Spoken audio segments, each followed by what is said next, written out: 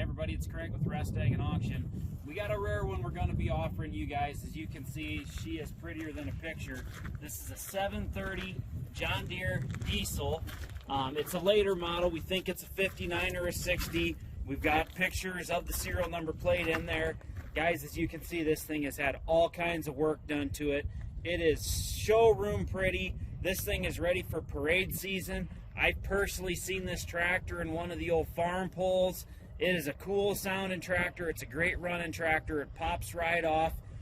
A few videos here. We're going to take you around, show you everything. Of course, as you can see, it's got a showroom factory looking paint job on it, guys. Absolutely beautiful job. Fenders are in great shape. The tin work is pristine. As you can see, she's got new skins all the way around. And they even did the cool upgrade. You got the chrome stack on it, which everybody loves that if you're going to be having a tractor drive or a parade, anything like that. So next video, we're going to fire it up, kind of take you around, show you everything working on it.